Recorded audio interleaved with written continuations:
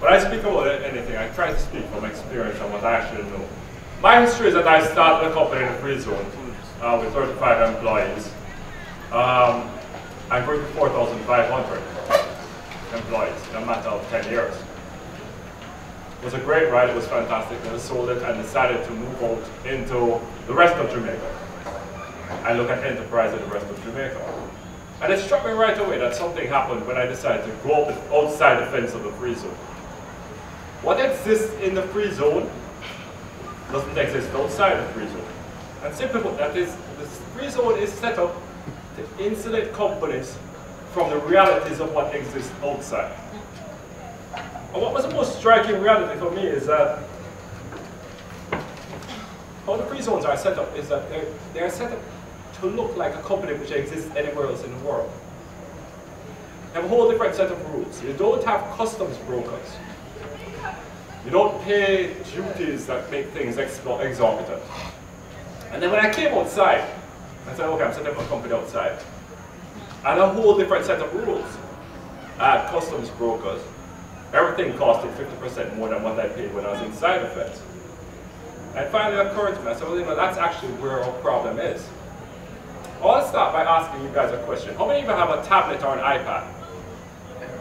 Everybody, all right? How many of you bought it here from a regular retail outlet?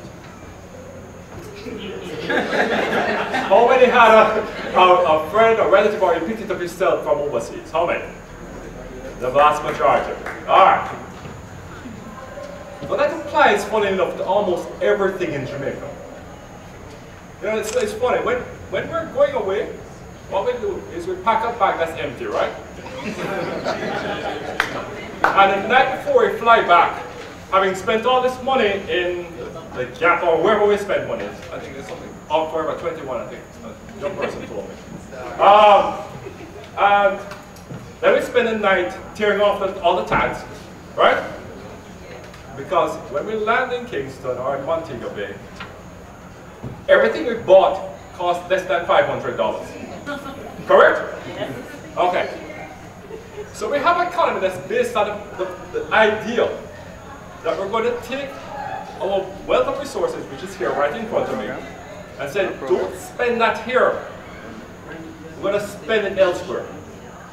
And we're going to support, like when you buy iPads and tablets in wherever you spend, bought it overseas, which by the way is a logical thing for you to do. You should buy it here. Because if you buy one here, I checked today, the base iPad, the basic model iPad in this country costs $1,000 US. The same model, nothing special about it. Just online, just to buy it from the Apple store is $600. So the rational person would buy it there, right? And so you'd also pack that bag, tear out all those things, put everything in the bag, come back here, and distribute it to your friends. But the problem with that is that anything that we try to do here is skewed by before it even comes out the gate. Because you can't force someone to spend in your economy. They have to want to do it, correct? Yeah. I can't tell you you have to buy this.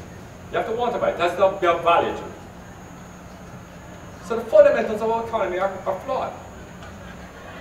Because your purchasing power and your relatives' purchasing power, and I can tell you this is probably the only country which when you walk into the airport, wherever you are overseas, you can tell where the Jamaican flight is going.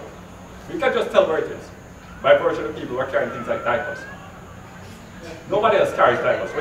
When you land in Atlanta, Hartsfield, and going to the customs hall, you don't see anybody else with diapers, like bringing diapers from Jamaica. Because they just don't do that.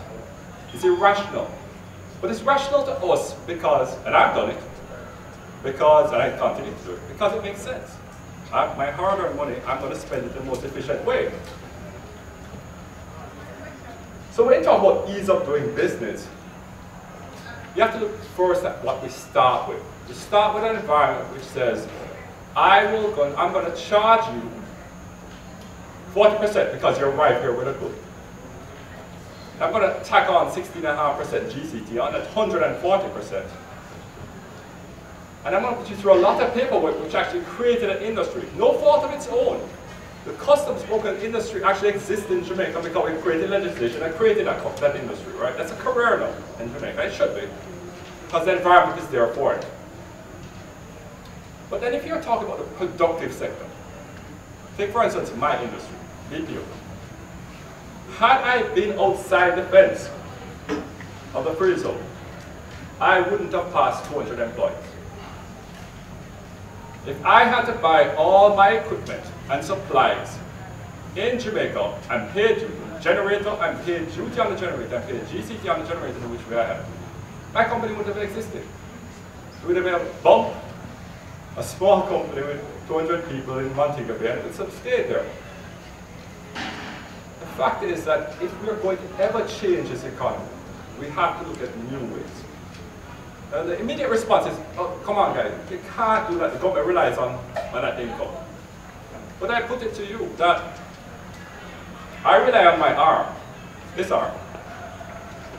If a doctor told me that unless I cut it off, I was going to die, the arm is going. And I'd find a way to write my left hand, right? That's just a reality of life. We have to use those realities when we look at innovation and changing the way we think. In 1995, I had the pleasure of listening to Bill Gates speak in Atlanta at the American Association of Bankers.